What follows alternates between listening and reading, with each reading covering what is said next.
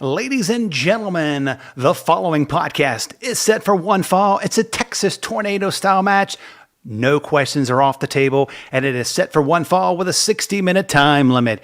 Introducing first, he hails from Sydney, Australia.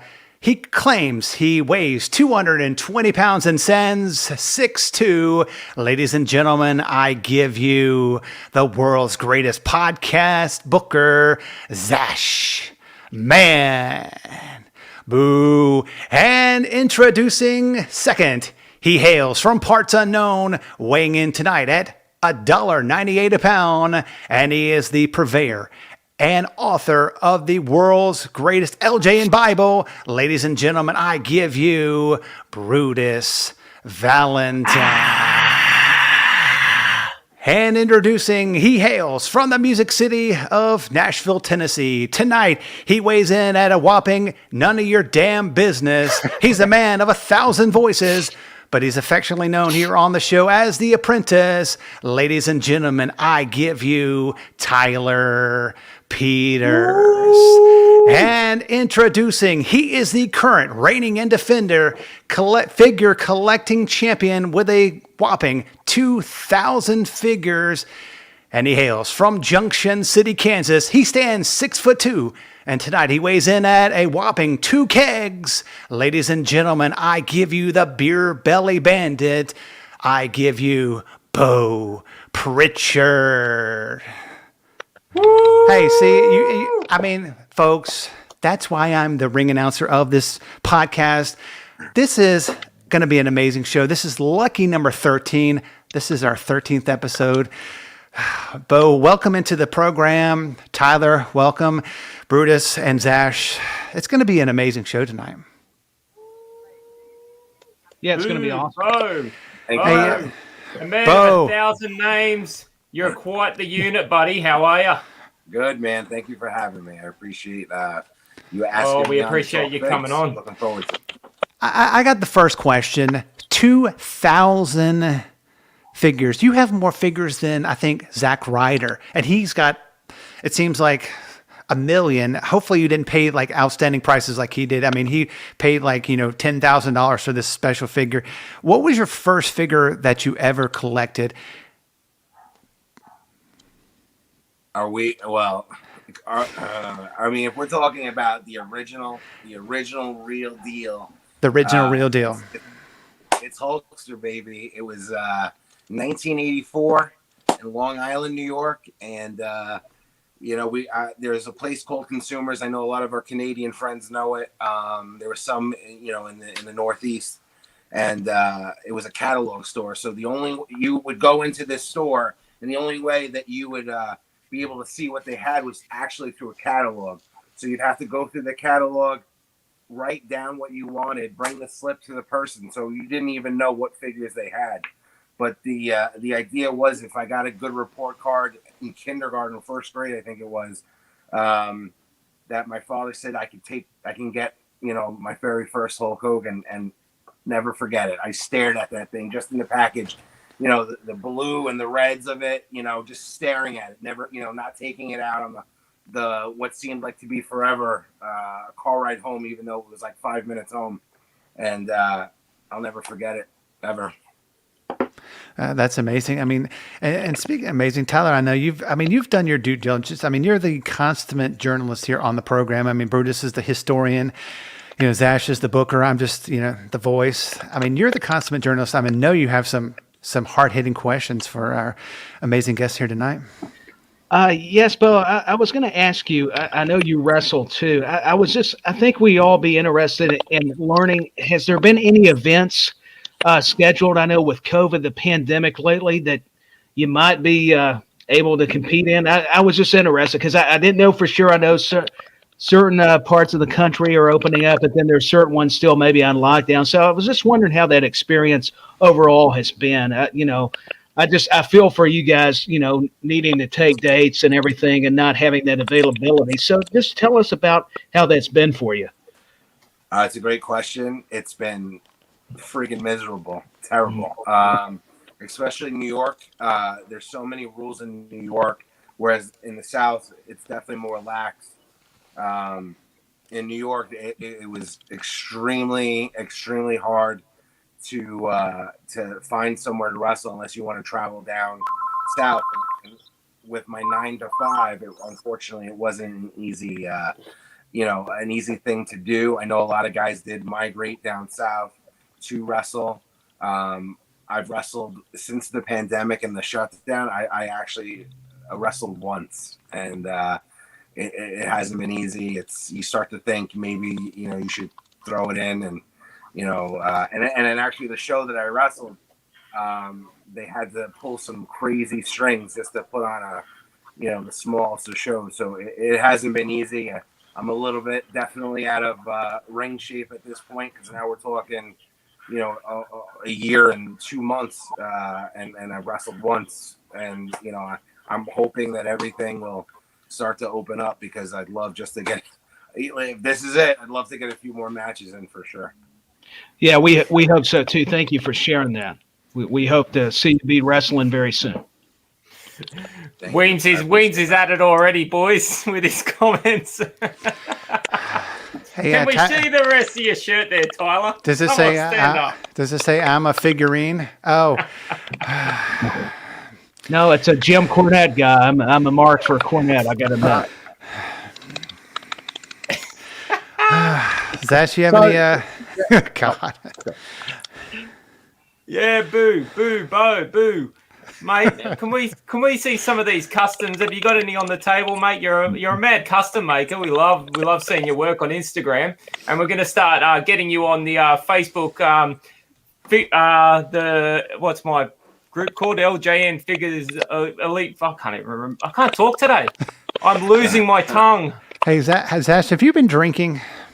No, but I have got a coffee next to me. So you know what happened last time I had a coffee? No one else got a word in edgewise. So A coffee? I'm going to try and relax a little here. So, Boo, Yes. have you got any figures to show us, buddy? I could absolutely, but they're all in different places. So this is what I'm going to ask. Do you want to see LJN? Do you want to see Hasbro? Do you want to see Mattel? What? Okay. Do you want to? You got it right the first time. LJN. There's only 3 letters in figures, mate. Give me 1 second.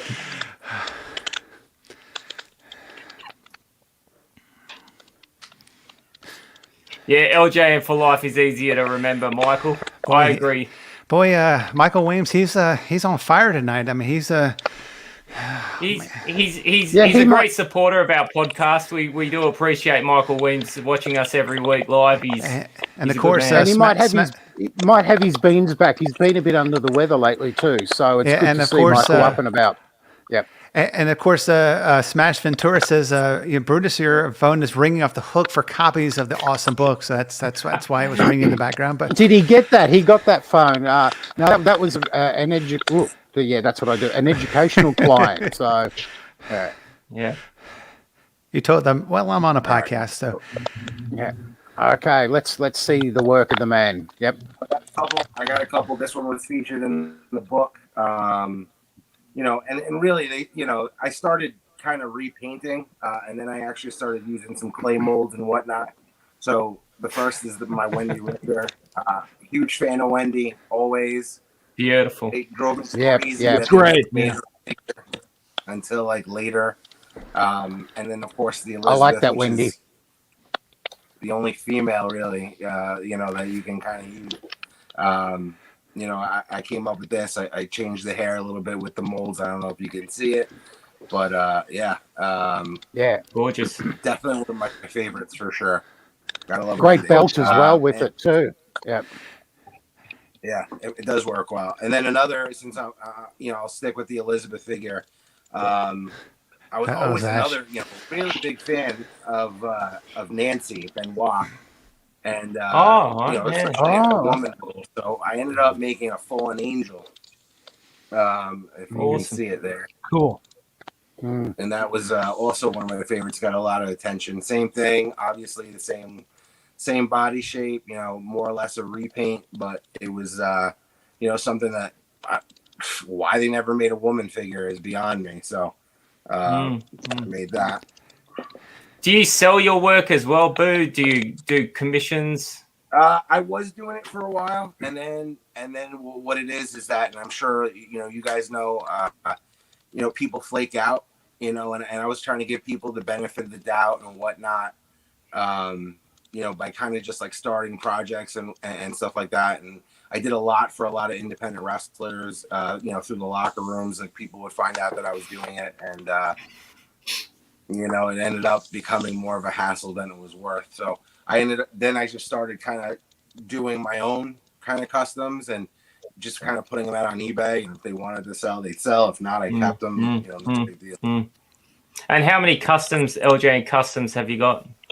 I would say I've done probably like, somewhere in the ballpark of 10 to 15. A couple more favorites here. You got Scott Steiner. I mean, that's an obvious. The Genius, which was another one, just kind of mess with the molds and whatnot. Yeah. Came out with that, obviously, to be Brian Blair. My Hasbros are kind of more. I guess I felt like you can manipulate them more. I know that there's amazing guys out there that with the LJNs that, I mean, they're flipping, they're cutting limbs off, they're changing things that, I'm still kind of, getting into the LJN custom game. I really started with the Hasbros. I thought Hasbros were just so much, and especially with the Mattel, the retros, they were just so much easier, popping heads off, repaints, things like that. Everything was just easier. So, still kind of newbie on the LJN for sure. Yeah. I mean, yeah. No, Brutus, I didn't mean to interrupt you. Oh, that's okay. One thing I did notice, Bo, is you're one of the few customizers when I was doing the research who was working across different lines, and your Hasbro work, I really thought that was fantastic. But with the book, it had to be LJN only, and your Mattel work, and in particular, your work of characters was really stood out to me. I was thinking, this is a guy, I was going to say a guy who knows his women. I probably shouldn't say that. But it was really refreshing to see. It was like, so you're capturing all these different types of women in the work. So, full credit to you. And I love the Hasbro collection. I just couldn't use it at that stage, but there might be something that can use it in the future. Yep. And speaking of figures, of lady figures that were customizing, Zash, I mean, have you made any progress on your Liz? I've been getting a lot of inquiries, on Twitter and Instagram. I mean, have you made any progress of painting her? She's still great. I've been the more customs I seem to make, the more fussy I seem to get with them. So with her, I've sanded her back and puttied her about 4 or 5 times. I'm happy now with the finish under primer. A year ago, I would have just done the one coat and put up with the imperfections that I see, but now I seem to be getting completely over the top fussy with the preparation of these things. So, but she's still great. She's looking at me right now. I think she's winking, and she'll be definitely getting some skin color and getting some pubes put on her in the short future. Boy, that is. I know. Tyler's, it's the 80s. Yeah, well, I know. And we know your wife doesn't watch the podcast, so we know you're safe on that. So, and Tyler, I think Tyler's blushing with his "I'm a Jim Cornette" mark. I mean, fan. I mean, over there in Tennessee. But I mean, I love all your work. I mean, is there any of the Mattels or Hasbros that? I mean, anything that what is probably your favorite Mattel or Hasbro that you could show us? I mean, I know we talk LJNs on here, but we don't discriminate on figures. We will show anything. And I know you have some amazing work. Is there any like unique ones that you could show us tonight? Yeah, not to be vain, but I got something pretty cool I want to show you. So just give me one sec.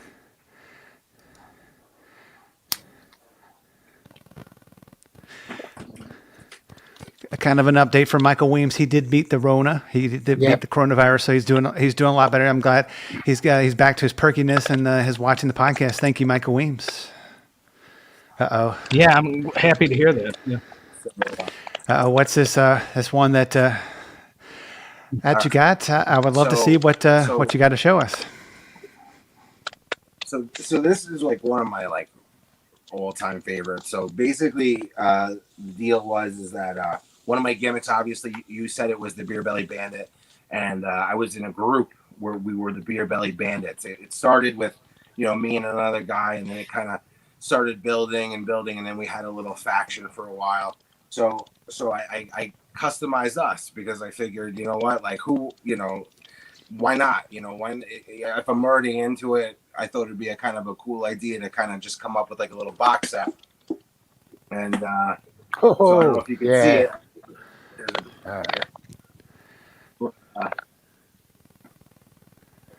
That is the set right there. So a couple, pretty decent indie people in this. Brittany Savage, which is the girl in the middle. She worked Beth Phoenix on SmackDown, so that's pretty cool. And then on either side is myself, Bo Knows, and then JT Kaysen behind her, a long time, New York independent wrestler. The General, which he's also a character. He's got man boobs, and his his move is pulling off his shirt and then basically titty screwing you in the face and then into my stunner. So that's a move. And then we have Spider on this side. He's a long-time independent New York wrestler. And we were just basically acted like a bunch of drunks who drank beer, and it was one of the more fun times. So I figured I would make this little box set. It sits on my shelf, and every time someone comes over, it's a favorite to everybody. So that's awesome. One of my faves. I mean, what other thing can you make customs of yourself? I mean, wrestling figures are amazing, and it's just, and that looks amazing. And I need to make one of myself because I know Zash made one. He got a head mold made and put on. Whose body did you put that on? I'm Which using. You're talking about my head, David? Yes, your head next to Liz. Yes, whose head? Whose body did you put that on? The solid body of Hacksaw Jim Duggan, because I have got a bit of a belly, but it's all muscle. My belly, it's not fat, so kind of similar to Hacksaw's. Yeah, that's like me. When I was a bodybuilder, I won. They have different parts for the best. I won most abs. I didn't realize that. You've only got one. Sorry, I stole that one from Jesse Ventura talking about Dusty Rhodes. McMahon, when he was a bodybuilder, he won most abs. Do you mean best abs, Jesse? No, I mean most abs. So, yeah.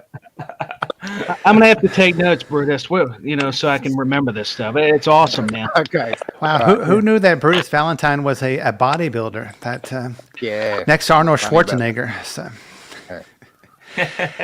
I want to know from the group, if we made a custom Tyler Peters, whose body would you chop the head off and put a custom mold from the great Tom Veg, who is doing a lot better than he has been doing? So say the prayers each and every night for him. He's going to be on the program in the next couple of weeks.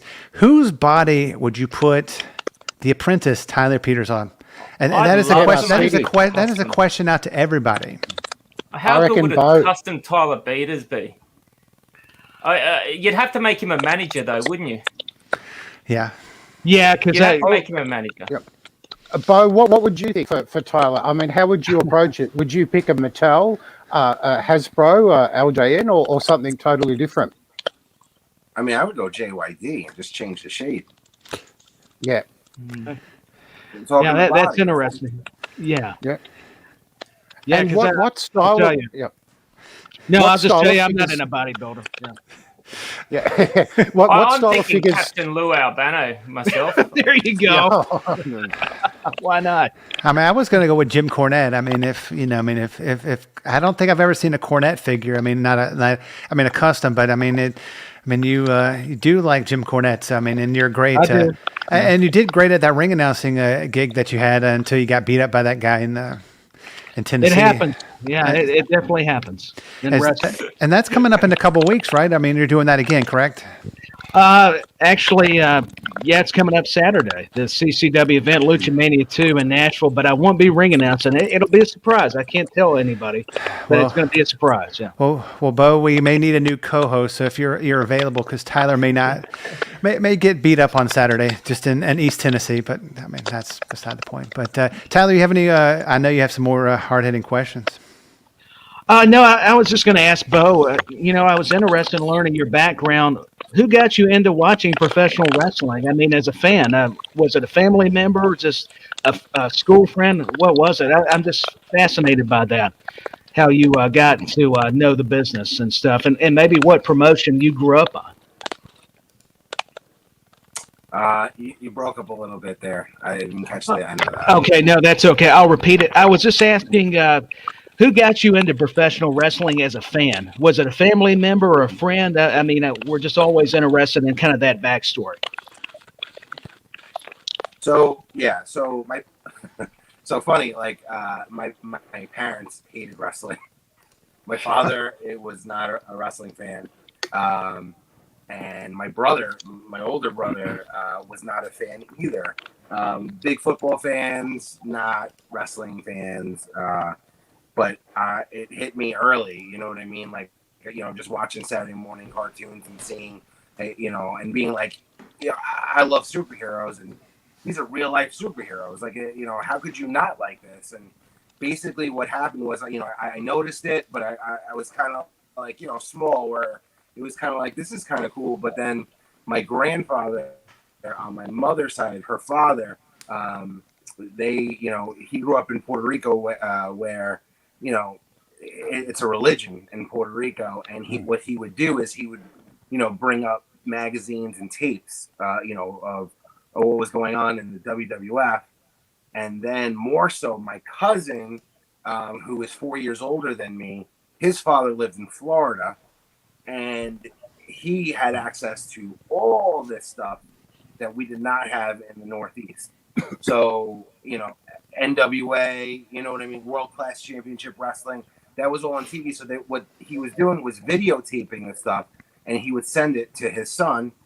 He would get it, bring it over for Saturdays, and we would watch WWF, NWA, WCCW, and I had more knowledge than any kid, in my school of wrestling, and I would bring up guys like Kurt Hennig and guys like Scott Hall, and everybody would be like, "Who the hell are these guys?" That's not on Giant, and you know what I mean. And so once I kind of had that flow of tapes, and we're talking 6-7 years old, I was beyond hooked.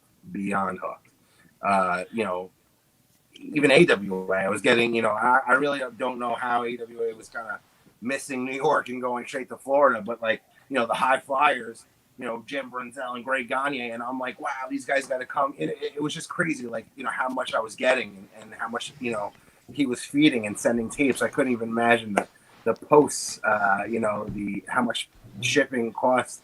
Probably obviously not as much, but I mean, we get a different tape every week. So I became hooked at a very young age. Yeah, it's important to know about the territories other than just WWF with respect, because all those stars you just mentioned. So thank you for that.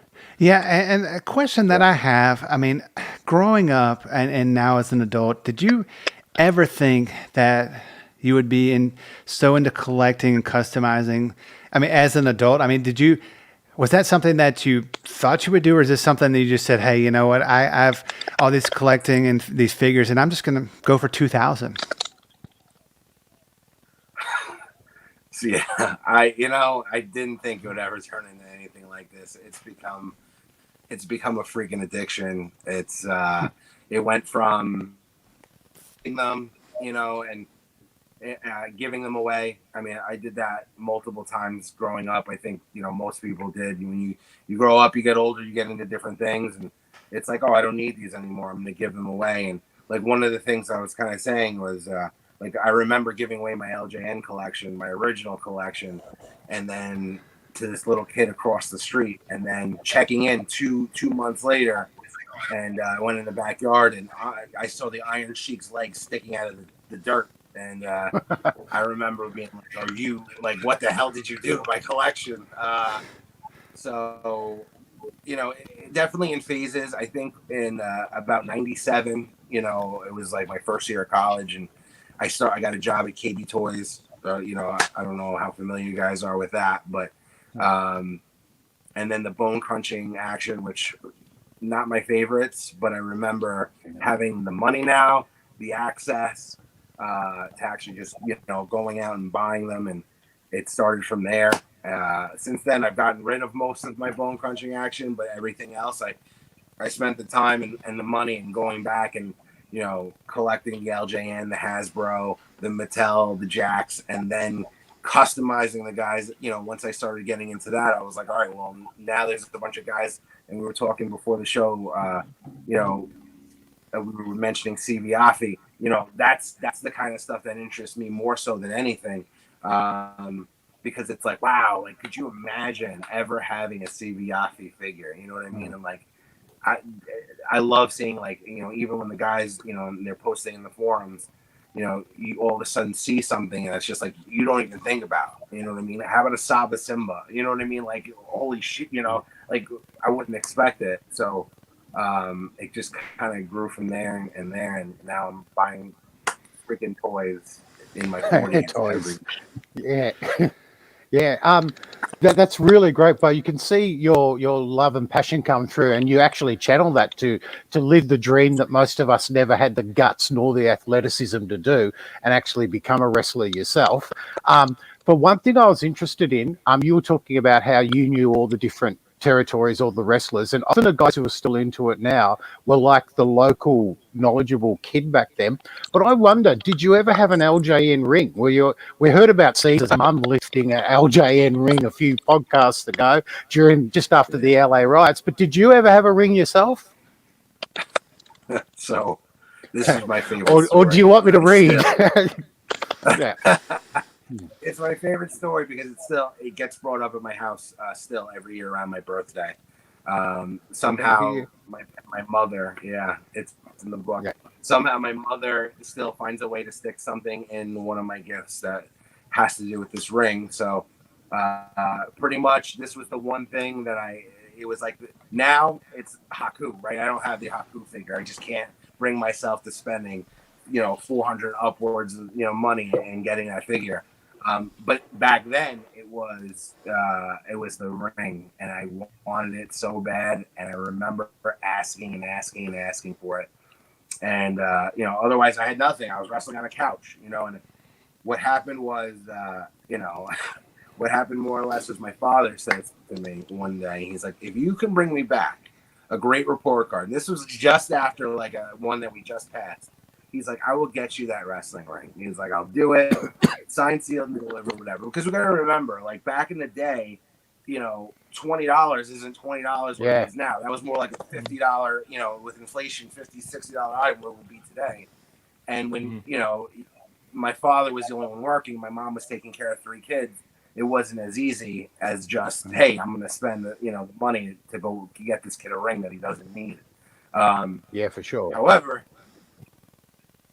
so for about 2.5 months, 3 months, I busted my little butt, made sure, I believe I was in second or third grade, I was just, I remember every day studying, doing whatever I had to do. And in the back of my mind, just thinking like, oh my God, the matches that I could have, in an actual, the fling 'em, sling 'em, wrestling ring. So what happened was, I got my report card. I remember it was straight A's. I was never a straight A type guy. Never, I wasn't stupid back then, but I'm not like, perfect either. Yep. So I remember I got straight A's and I was so pumped. I got home and my father worked usually till about 7 or 8 o'clock. So I had to sit there with my wrestling figures from 4 o'clock to 7, just waiting for this guy to, bust through the door. And he came in, and I was so excited. I was like, here you go, let's go out. Let's go to TSS or Kmart or whatever it was to go, get this ring. And he was like, you know what? He's like, I promised I'll do it. But, by tomorrow, as soon as you wake up, you'll have it. So I'm thinking, holy crap, like, this is a thing now. He's not going to back out. He promised it. So what happened was, and prior to that, once I knew I had my report cards, I was trash talking to kids in the neighborhood because nobody had this thing, you know. And I was telling them, yo, bring your stuff over. You know what I mean? Like, you know, come over and we're gonna have these matches and, you know, be there at 10 a.m. I didn't know I was gonna get it in the morning, but I figured I was gonna go at night. The kids obviously couldn't come out at night, but I was like, be there at 10 a.m. You know, whatever, and we're gonna have WrestleMania, you know, on my front stoop. So lo and behold, I think at 8 a.m. I woke up freaking out and being like, all right, it's here, you know, trying to wake up my parents. They wouldn't wake up for anything. And then around 9:30 about that, you know, he wakes up and he's like, all right. He's like, close your eyes. I couldn't wait. I was so excited. Close my eyes. And all of a sudden I hear, I'll never forget it. Open them. Just open them. And I opened them, and there was a piece of wood with 4 dowels and rubber bands. And literally, I remember my heart sinking. But my dad was so proud of this. You know, it's like, you know, you don't think of it at the time, but it's like, you know, wow, like, you know what I mean? Like I did this. I created this for my son, type of thing. And I'm looking at it like, what the hell is this? And I'm just staring at it. And all of a sudden, I remember just looking at this thing and just straight disbelief. And then I heard the knocking at the door. And it was like that slow pounding. Boom, boom. Because I knew that there was about 15 kids waiting to play in the Fling 'em action ring. And I had a piece of wood with rubber bands. And I remember it was like instant, like, I'm never going to live this down. I'm never going to do it. And I think I ultimately used to use it as a stool. I would flip it, and I would use it as a stool to sit on and watch wrestling and still wrestle on the carpet. And what did your friends say? What did your friends say about the ring? I got crushed. I got killed. I got to be honest. I've been through some really rough wrestling matches, hardcore, and that was the worst beating I ever took in my life. That's a great memories. Story. I enjoyed that. Yeah, I mean, I wish I had it still. I got to be honest. You know, my parents are thank God I still have them with me.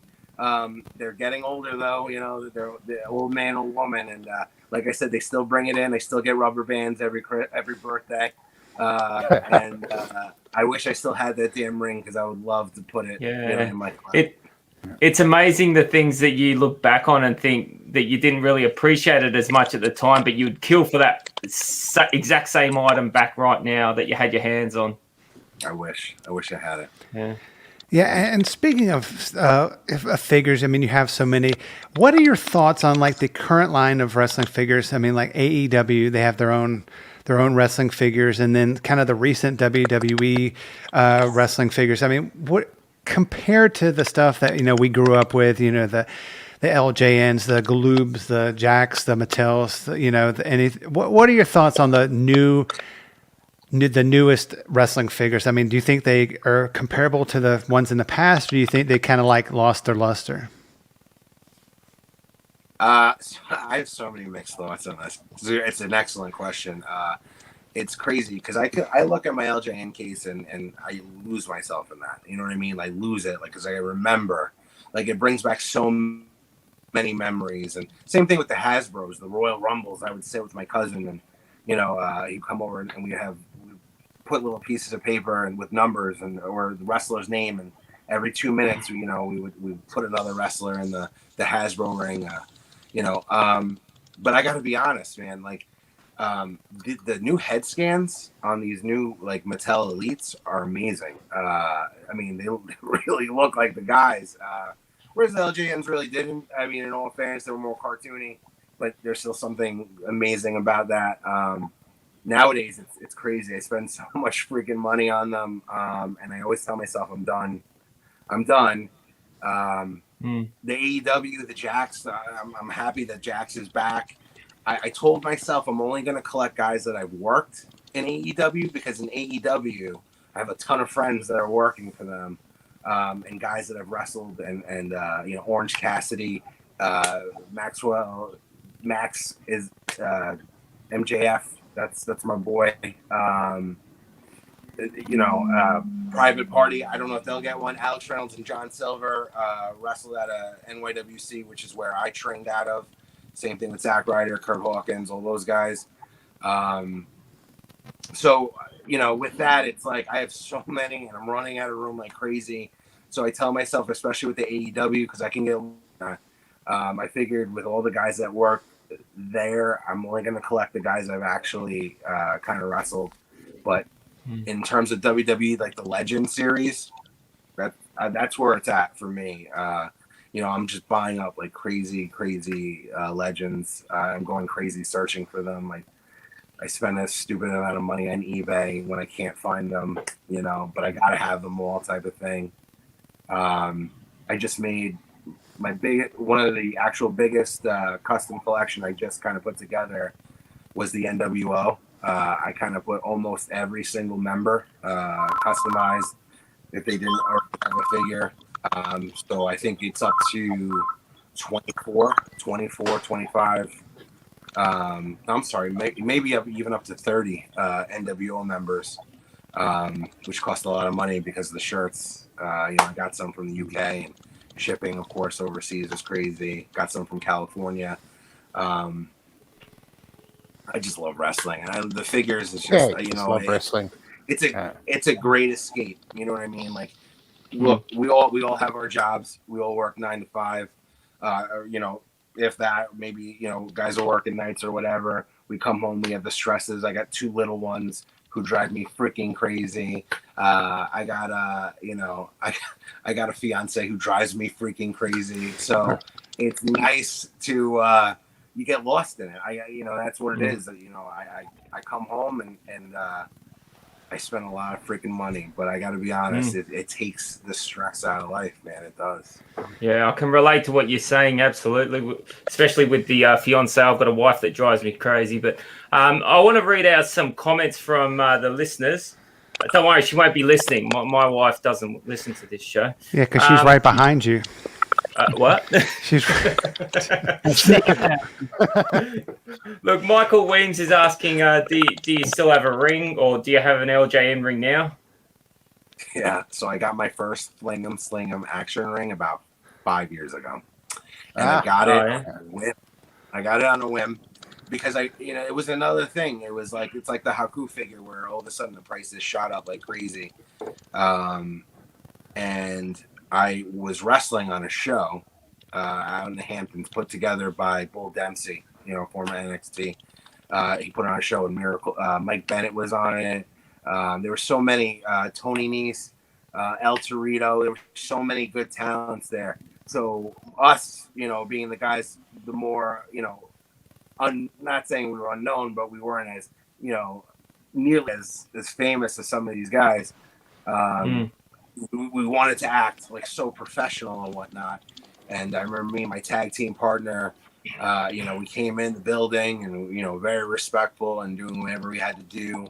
Brian Myers was on that show actually as well. And what happened was the vendor started setting up pre-show. And I remember, I'm like, okay, it's time to gear up. And at the time I was doing the Manson family gimmick, and I was all covered in face paint and the whole nine. And it was right before, letting the fans in. All of a sudden, like, it was like that peripheral vision that I saw. I ended up seeing a vendor bringing out all these LJN figures. And at the time, that's when I had really started like rebuilding my collection. And I saw the figures at first, and I was like, all right, man, I'm going to have to go over at some point and see. And then he pulled out the LJN Fling 'em Sling 'em ring. And You know what? That was it. That was freaking it. I didn't even care. I didn't care who was on that show. Didn't care. I was like, you know what? I've been respectful this entire time. I don't give a shit. I'm going to go over there, and I'm going to go buy that thing, and I don't care how much it costs.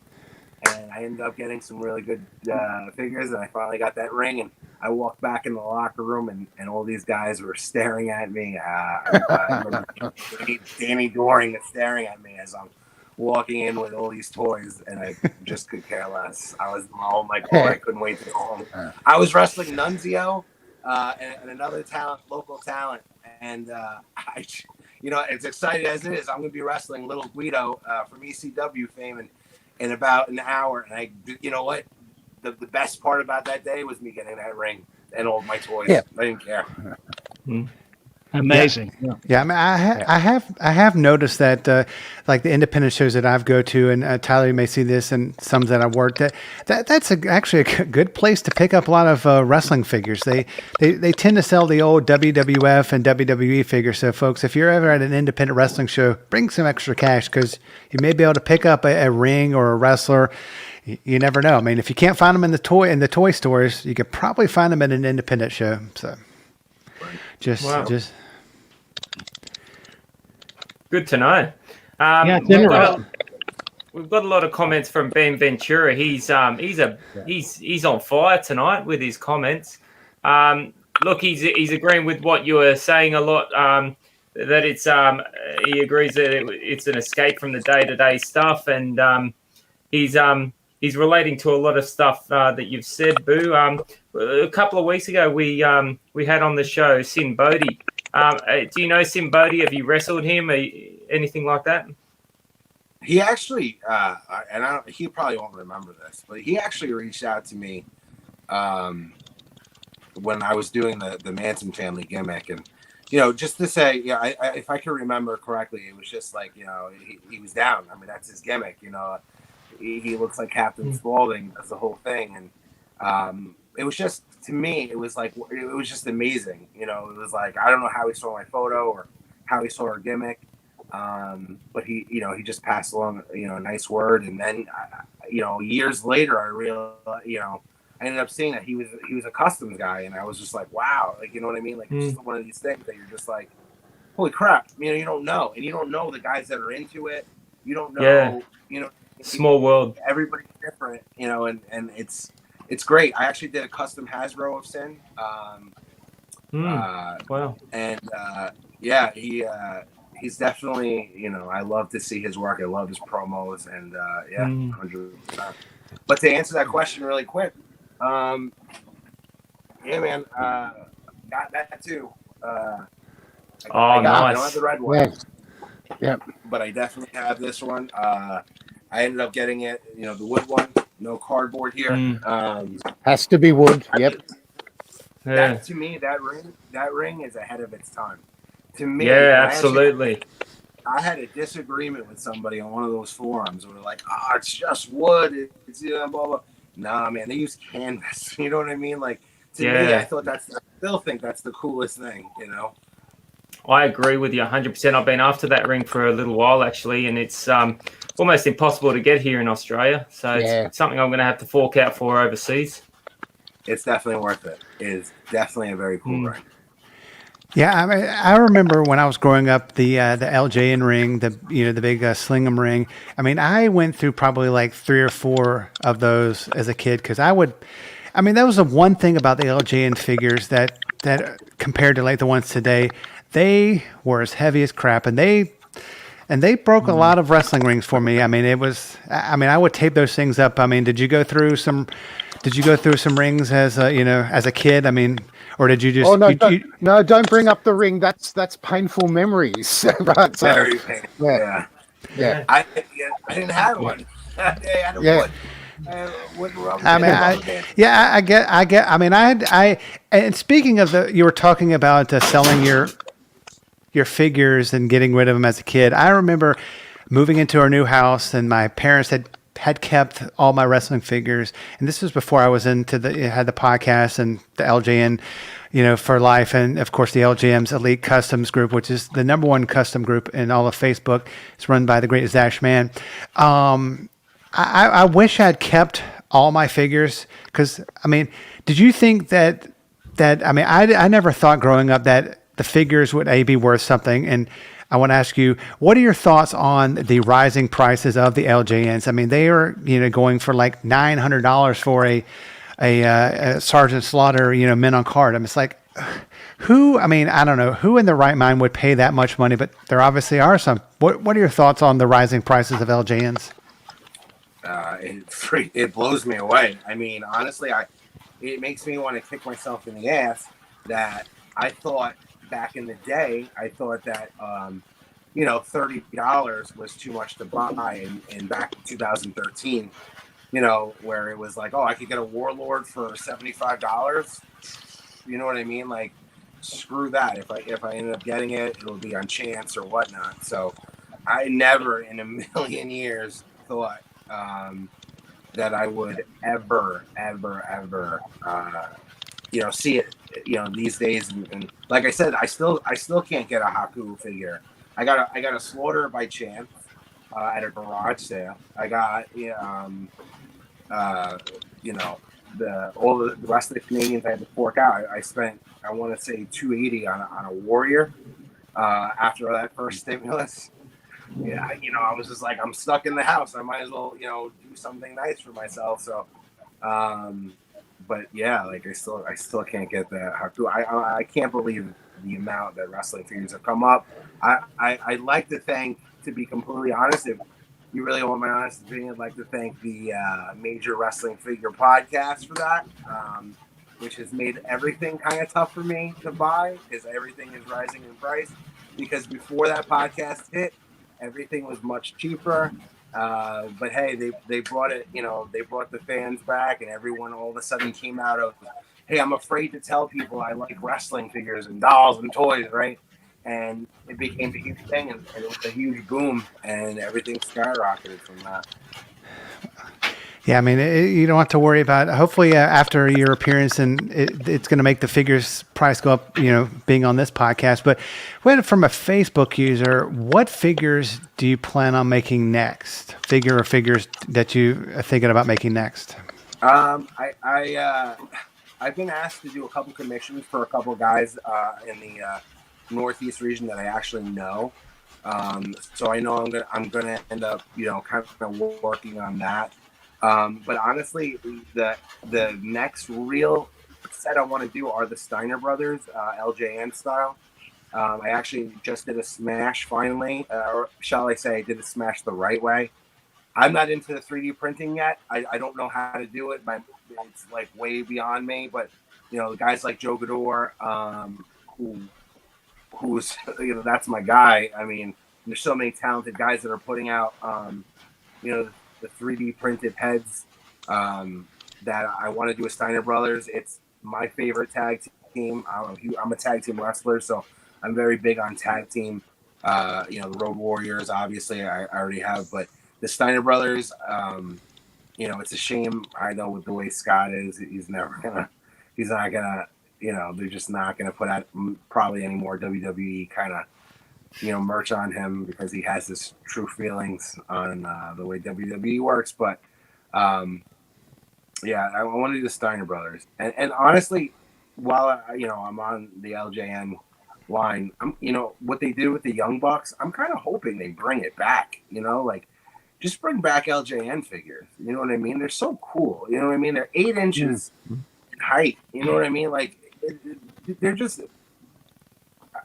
Don't get me wrong, the 6-inch figures are nice, but there's just something. There's something about these. You know what I mean? They're just like statues. You know what I mean? They're just that cool. And I know the Young Bucks put out their set, wasn't the same, but why not? Why not? I bet you anything. And I'm hoping that And honestly, one of the thoughts that I said, if I ever won the lotto, I would hire some of these custom guys, and we would set up LJN. And we would bring that shit back. That's my dream. Yeah, well, I've spent many nights going over the logistics of it and some of the legals.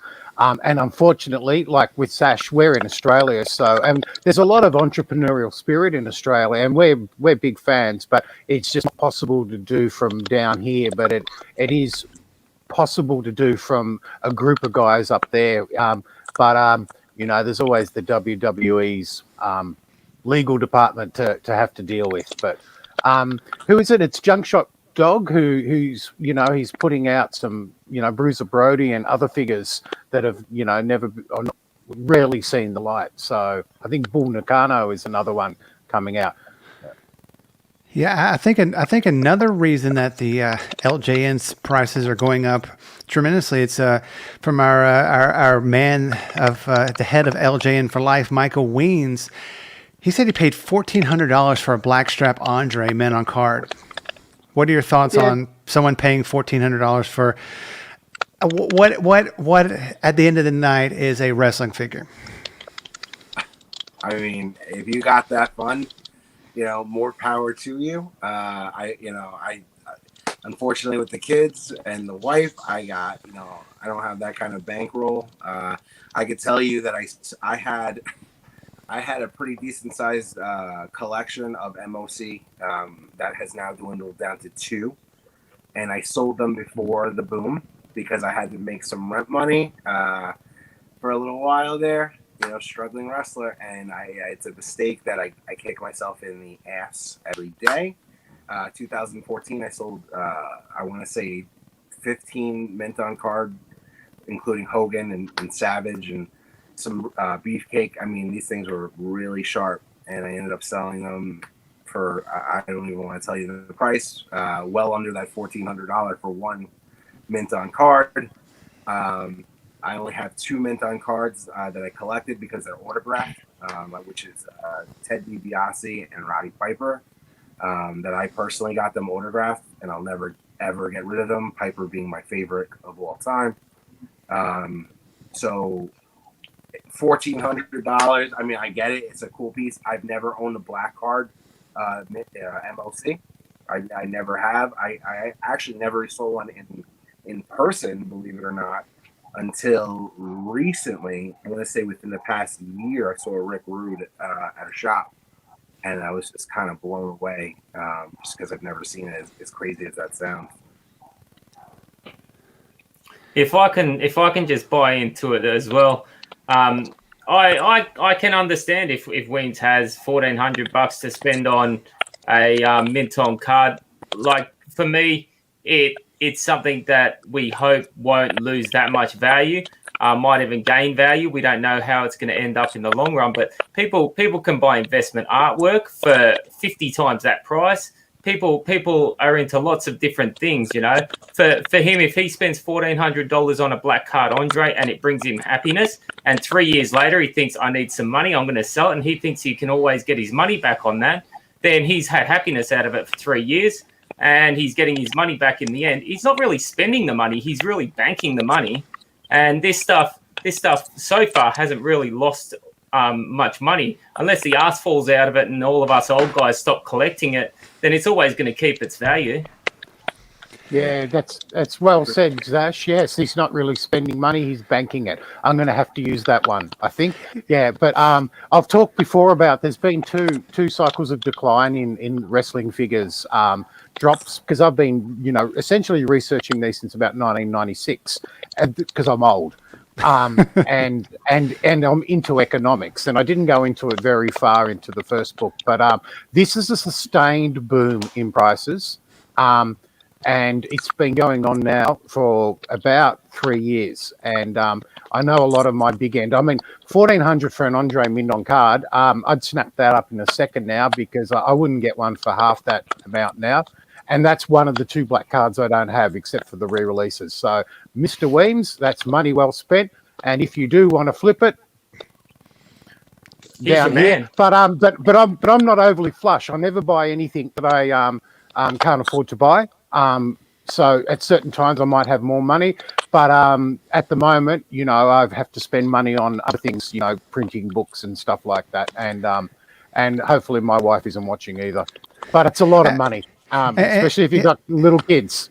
Yeah. And speaking of books, Brutus, how's the sales going on this for our Australian friends and also our friends on stateside? I mean, are there any left stateside? There's 3 left on the US Direct, and I've got about 34 left here. So it's really down to the last few percent. And for that guy on eBay who keeps offering me $30 US posted to the US, no, right? And then he said, I'll wait for it to go to auction. No, that's not going to happen, right? I mean, the printing cost was very high, but it is a lot of money for people to buy. Now, apparently people like unboxings. That's a big thing. So I thought what I'd do, it shouldn't take too long. I'll just unbox something here. Watch pretty that heavy. knife doesn't go through what's inside, mate. No, I spend a lot of time using those knives. Oh, was that the Has book? That's the Has book. I've just taken delivery of 43 boxes of these. That's what I mean about spending, the money. And it costs a lot of money to print. I'm not sure if you can see that. That's a box of 14 Has books. Now I've in the process of sending them up to Grenville in the US, the author of the Has book, and he's got 4 big boxes on the way and a couple more to follow. It's really great. It's juicy. It's snappy.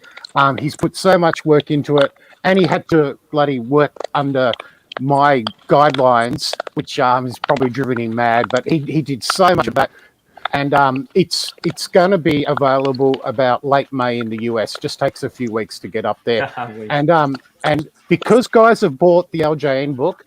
So what for me was a hobby project, which I had to do instead of my other writing and publishing.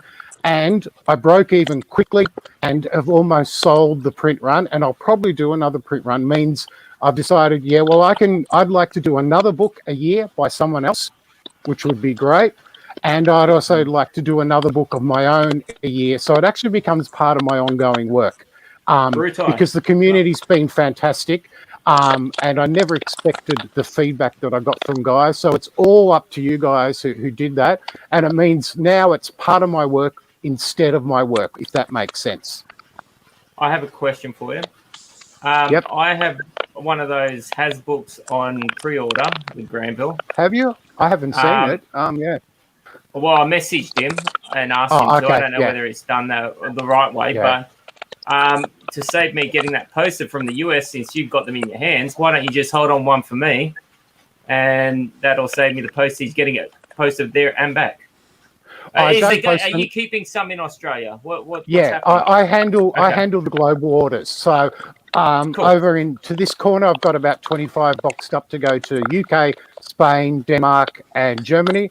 Australia and New Zealand I'll get out later because it'll get to you guys very, very fast. And we don't want a big jump. We want a chance for it to land in the US first, because it's going to take a few weeks, because Grenville's in Illinois, and I'm sort of timing it so everyone gets it about the same time, except for those guys who paid for Express, and then they'll get theirs before like an advance copy.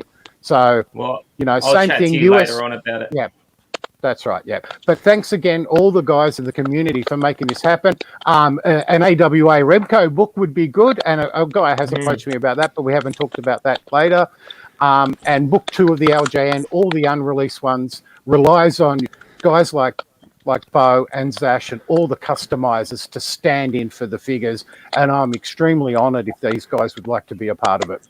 Yeah, I mean, have you thought of a independent wrestling figure book? I mean, because there's a lot of, Bo had those figures that he made. I mean, is that a thought that if someone came to you and said, "Hey, I would like to put together," I wouldn't mind a crack at it. If because just listening and then talking with the crossover with Sin, and it's something I haven't got, like the knowledge on the ground, but I can put things together. And in fact, I know the quality of what will come out handling here in Australia. Wouldn't be against it whatsoever, especially if you've got wrestlers who are making customs.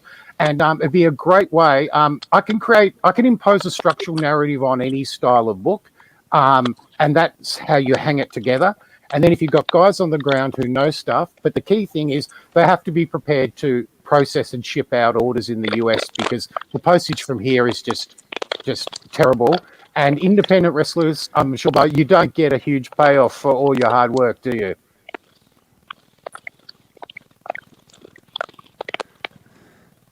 Oh, sorry. I'll say about yeah.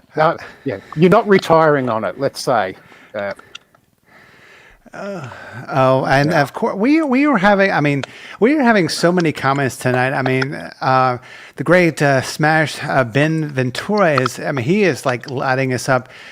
He wants to know a customizer's book or a book on neat knockoffs and bootlegs would be cool. Your thoughts on that? Oh, to me or to Bo? To you, the Mr. Publisher. We talked about that last week. I don't really want to talk too much. The customizer's book would be really good. that could be potentially a digital book, so I don't have to spend another 10,000 printing another book, because they do cost a lot. And the guys who've got it know the quality of the print is I put that into it. I've got another 7 books I've got to write for next year in the education field, or rewrite. But I think it customizes, and I'm starting to get an idea of how to get that structural narrative into it, because you've got to talk about the guys themselves who are doing it, not just the figures they make, but you also have to try and unite it. And if it covered the territories, as Tyler said, I could actually do some historical research there, and that would be how to link it together. I reckon that would work really, really good. And your second option you asked me, David, was you talked about that, and I can't remember the other one. You said that's okay. I mean, it's this has been an amazing episode. I mean, lucky number 13. I mean, we've had a great guest on, and before we wrap it up tonight, just want to kind of go around the table and see if there's anything that everyone's doing that they want to promote. We'll start with you, Bo. I mean, is there anything you want to, are you making any appearances coming up soon? Or, I mean, is there anything that you would like to, to get out to the listeners and the viewers tonight? Open New York wrestling. That's my biggest thing, right? I can't travel as much as I'm used to, so anything in New York would be phenomenal. I'm actually writing a book right now. Nothing like Brutus Valentine's book. Nothing like this. It's more of a comedy. I've written, I wrote a book last year in lockdown, so I'm working on a secondary one. Yep. And, great. So, I was going to say, which, by the way, I do want to say that this is amazing. I mean, some of the stuff that you have in here, and it, like, where the hell did you get some of these photos? Like, it's stuff that I remember sitting at home and sitting at work and kind of like looking at an eBay and trying to look at like just vintage stuff that you never see. And until I got this book, I hadn't seen half of it. Like, especially like, the sections like this. The merchandise, where, it just shows like, this is just phenomenal. I mean, literally, I remember when I first got this book, I just stared at it. I couldn't believe some of it. You have WWE wrestling superstars binoculars. Yeah, that's like I never even. Yeah. And on the back it says, "Do not stare into the sun." So yeah. Well, thank you, Bo. For someone who makes customs, I really like your work, but I could only put the Wendy in because of the style, and someone who actually is a wrestler as well. And as we see, he's a pretty nice guy, and handsome AF. I think is a nice promotional line. To me, that feedback is amazing because it's not what I've ever had in things, and so yeah. I mean, thanks. I'm blushing here now with that. So, thanks a lot for that.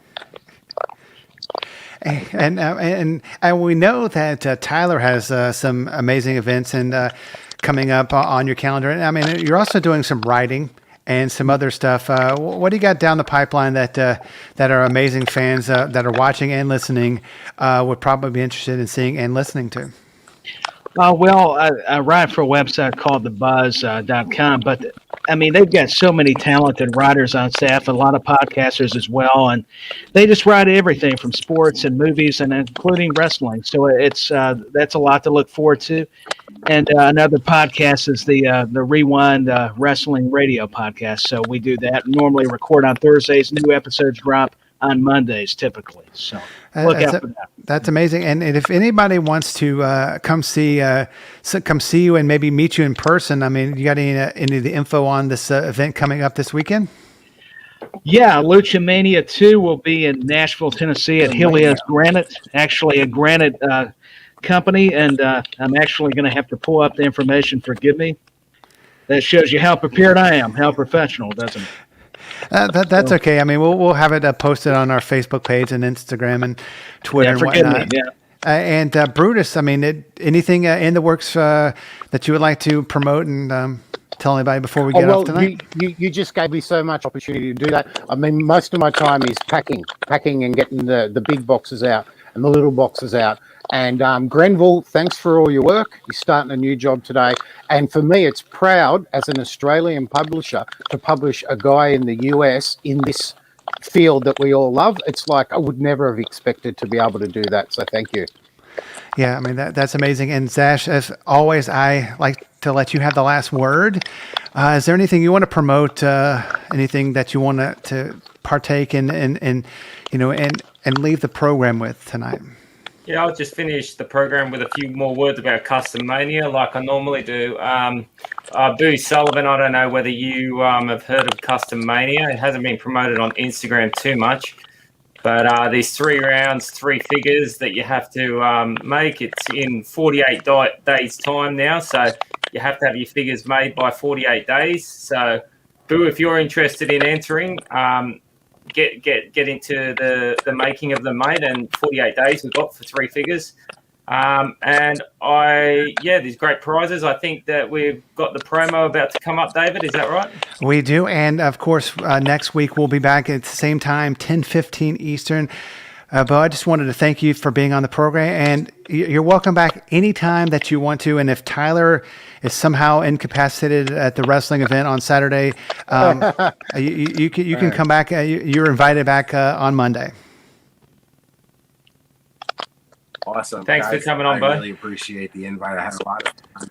You guys, it's nice to meet some of the faces with some of the guys that seen your work, and Zash, I've been looking at your stuff. Honestly, in particular, the past 2 weeks straight, and being like, that Coco Beware was like nuts to me. So, it's awesome to meet you guys. And anytime you need to fill in, tag me in. I will Thanks, will definitely tag you in. And for everyone here on the show, I am David Fine. In 48 days, this is going to happen. We'll see you back here next week, 10:15 p.m. Eastern. It's going to be another amazing show. We'll see you back here next week.